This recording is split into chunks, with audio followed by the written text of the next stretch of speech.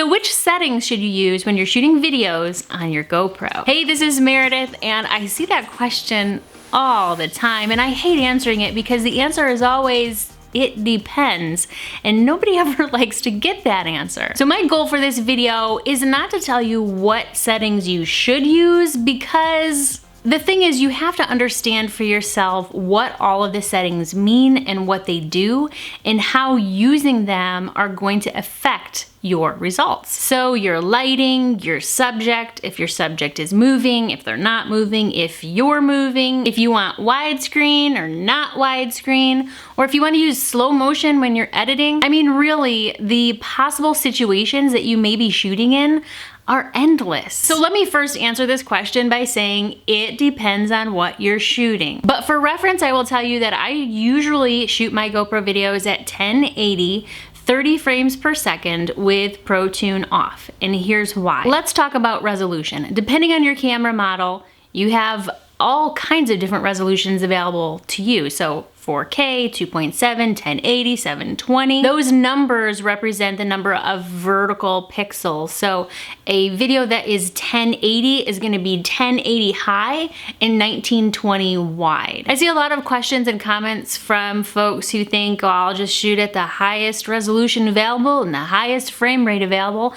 And then they wonder why it takes 3 hours, 47 minutes, and 13 seconds to import the footage to their hard drive and then render that footage while they're editing. The higher your resolution, the higher your file size. So you have to take into account the space you have available on your memory cards and on your hard drive. You also need to take into account your computer's ability to edit your video clips. I have a Mac with a 2.9 gigahertz processor and 8 gigabytes of RAM, and it chokes at 2.7K footage. I've never shot anything in 4K, so I've never even tried that, but I can't even imagine that it would be able to handle 4K. And what I mean by chokes is that it just takes forever to get the footage off of my memory cards and onto my hard drive, and then get it imported, and then having those clips render as I'm editing, it just takes forever. And even if I get as far as editing those clips, the playback as I'm editing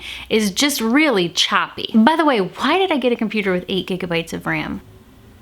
I'm gonna be adding more memory to my Christmas list, that's for sure. So I shoot in 1080 because it's high definition, and I know that it's gonna work well with my computer, and my computer is gonna be able to handle it, and I know that I'm gonna be happy with the results. I'm sure someday, a decade from now, we'll all be shooting in 4K, and we'll all be using computers that are capable of editing those kinds of videos, but until then, I'm gonna stick with my 1080. Well, let's move on to frame rates, and I have a confession for you. I can't actually see the difference between 30 frames per second and 60 frames per second.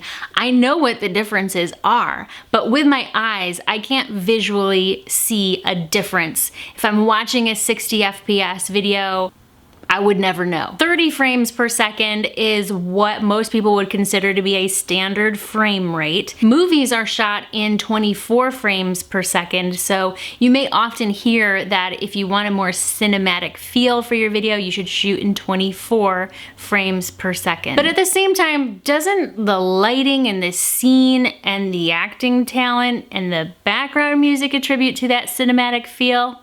So although 30 frames per second is the standard, shooting at 60 frames per second does have some advantages, but again, back to my original point, it depends on what you're shooting. For example, if you're shooting something fast-paced like a skateboarder doing flips or kids jumping into a pool, then shooting at 60 frames per second will help reduce motion blur as they're moving very quickly, and it will give you an opportunity to slow that footage down when you're editing so that you can do a little bit of slow motion. So you know that if you're shooting something that you later will want to turn into slow motion, then shooting at 60 frames per second is a good idea. Your slowed down footage will be smoother than if you shot at 30 frames per second. That's not to say that you can't slow down your 30 FPS footage, it's just that if you're shooting in 60, it'll look a little bit smoother. That end result will have a little bit of a smoother feel to it. So I shoot in 30 frames per second by default, and if I happen to be shooting something that I know I want to slow down when I'm editing, then I'll just bump it up to 60. But like with higher video resolutions, my computer kind of chugs along on those 60 FPS files, so I don't often shoot a lot of high action kind of stuff, so I only use it very minimally. So we talked about using 60 FPS if you're shooting a fast moving subject, but if you or your camera is the thing that's fast moving, you might also want to shoot in 60 FPS. So if you're in a fast moving car and you're shooting the scenery as you drive by it, or if you're flying a drone and you're going to be taking your camera and panning up and down or left and right, then you might also want to shoot in 60 frames per second. Otherwise, everything's just going to be blurry as the camera is moving. And shout out to Scott Thomas in the GoPro Enthusiast Facebook group for that very valid point. And like with the higher resolutions, the higher your frame rate, the bigger your file is going to be, so you may want to take that into account as you are adjusting your GoPro settings as well. And YouTube now allows you to upload your videos in 60 frames per second. So if you shoot your videos in 60 and you edit them in 60 and then you export them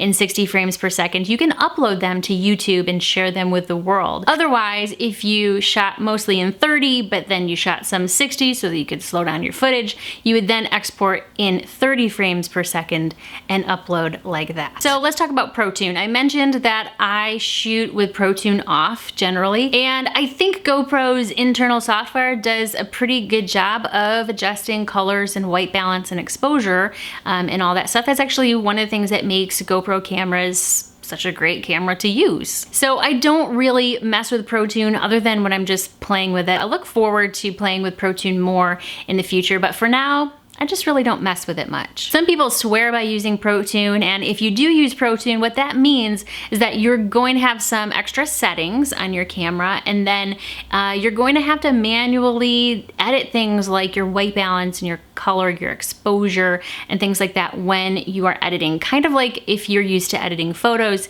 you can do the same when you are editing videos. So I leave ProTune off and I just trust my GoPro to produce a fantastic image. And then as I'm editing, if I see something that just doesn't look right or it looks off, then I can adjust the color and the exposure and things on the fly. So let's review. By default, I shoot 1080, 30 frames per second with ProTune off because I feel that for me, it provides the best quality footage with the smallest file size, and generally, I'm very happy with my results. At the end of the day though, guys, as they say in photography, the best camera is the one they have with you. And when it comes to your GoPro settings, the best settings are the ones that you have when you press record and actually capture that moment or that experience or that memory, and then bring it home and edit it into an awesome, fun to watch video that you can share with friends and family, and it will live on forever and ever and ever. You can quote me on that one. If this video was helpful for you, go ahead and give it a little bit of love by giving it a thumbs up and hitting that like button down there somewhere. And don't forget to subscribe for future videos from me. Thanks. Bye.